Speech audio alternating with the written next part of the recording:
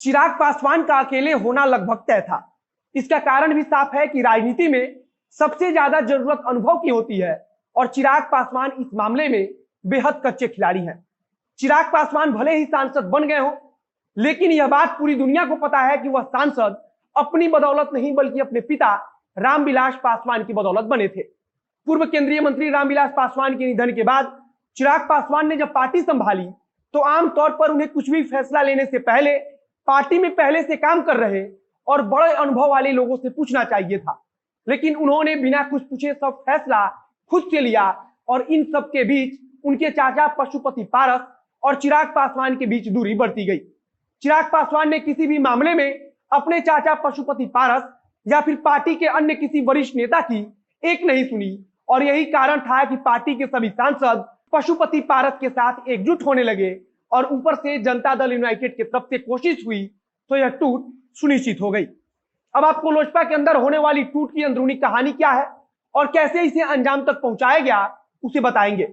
कैसे मुख्यमंत्री नीतीश कुमार ने विधानसभा चुनाव का बदला चिराग पासवान से ले लिया है उसे जानेंगे। अब नमस्कार, मेरा नाम है मोहित कुमार सिंह और आप देख रहे हैं जनता जंक्शन का विशेष कार्यक्रम एक्सप्लेनर।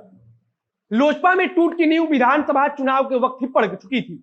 बताया जा रहा है कि चिराग पासवान ने जब एनडीए से अलग होकर अकेले चुनाव लड़ने का फैसला लिया था, तब उनके इस फैसले से पार्टी के अन्य सांसदों के साथ साथ खुद उनके चाचा पशुपति पारस भी सहमत नहीं थे। बताया जा रहा है कि जिस दिन चिराग पासवान ने एनडीए से अलग होकर अकेले चुनाव लड़ने का फैसला लिया, उस दिन उनके चाचा ने इस बात का विरोध किया तो चिराग पासवान ने घर वालों के सामने अपने चाचा पशुपति पारस को इस बात की धमकी दी थी कि अगर वे ऐसा करेंगे तो उन्हें पार्टी से निकाल दिया जाएगा। उस समय परिस्थिति अनुकूल नहीं थी और रामविलास पासवान की तरफ से चिराग पासवान को पार्टी का नेता घोषित किया जा चुका था, तो लिहाजा चाचा पशुपति पारस ने सारे फैसलों को चुपचाप स्वीकार कर लिया। कहा जाता है कि पशुपति पारस ने उस समय चिराग पासवान से कहा था कि तुम समझ लेना कि आज से तुम्हारा चाचा मर गया। हालांकि इतना सब कुछ होने के बावजूद चिराग पासवान के नेतृत्व में पार्टी ने विधानसभा का चुनाव लड़ा, लेकिन विधानसभा चुनाव में करारी हार के बाद पार्टी के नेता खुलकर चिराग पासवान का विरोध करने लगे थे। पूरे बिहार में लोजपा के टिकट पर एकमात्र विधायक जीतकर विधानसभा में पहुंचे, जिसे नीतीश कुमार की पार्टी जनता दल यूनाइटेड ने खुद की पार्टी में शामिल करा लिया। एक और चीज थी कि चिराग पासवान के पास अनुभव नहीं था और उनके पार्टी के नेताओं का उनके साथ कोई खास लगाव भी नहीं हो पाया था। वहीं दूसरी तरफ उनके चाचा पशुपति पारस का अपनी पार्टी के नेताओं के साथ काम करने का एक लंबा अनुभव है और इसी कारण उनके साथ पार्टी के सारे सांसदों का सहज होना भी सामान्य बात है।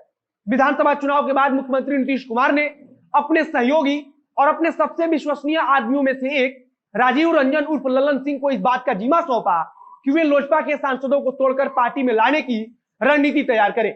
विधानसभा चुनाव के बाद लगातार जदयू के नेता इस चीज पर ध्यान दे रहे थे कि कैसे लोजपा के अंदर एक बड़ी टूट को अंजाम दिया जाए और इसके पहले कई दर्जन लोजपा नेताओं का जदयू में शामिल होना भी इसी कड़ी का एक हिस्सा था। ललन सिंह की तरफ से कोशिश शुरू हुई और इसमें एक और व्यक्ति ने बहुत खास भूमिका निभाई, जिसका नाम महेश्वर हजारी है। महेश्वर हजारी पशुपति पारस के रिश्तेदार हैं, जिसके कारण बातचीत करनी थोड़ी और आसान हो गई।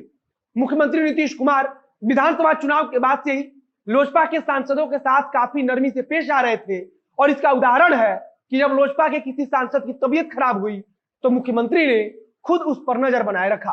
कुल मिलाकर मुख्यमंत्री नीतीश कुमार के लिए लोजपा के सांसदों को तोड़ना इतना ज्यादा मुश्किल नहीं रहा। जहां तक बात पशुपति पारस की है तो वे सभी नेताओं में वरिष्ठ हैं और इस लिहाज से उनके पीछे चलने में किसी भी सांसद को कोई आपत्ति भी नहीं है। लोजपा में आज जो टूट हुई है इसकी पृष्ठभूमि काफी पहले से तैयार हो रही थी, लेकिन केंद्र की मोदी सरकार में मंत्रिमंडल को लेकर जब सुगबुगाहट तेज हुई तो पशुपति पारस को लगा कि अब सही वक्त है जब पार्टी से अलग होने का फैसला सार्वजनिक कर दिया जाए। चिराग पासवान के चचेरे भाई और सांसद प्रिंस राज को तोड़ना इसलिए भी आसान था क्योंकि पशुपति पारस की पत्नी और प्रिंस राज की मां दोनों रिश्ते में एक दूसरे की सगी बहन है। कुल मिलाकर अब चिराग पासवान अपनी पार्टी में अकेले हैं और अब आगे लड़ाई इस बात की होगी कि पार्टी पर सबसे ज्यादा कब्जा या फिर रामविलास पासवान की विरासत का असली वारिस कौन होगा। उम्मीद है वीडियो आपको पसंद आया होगा।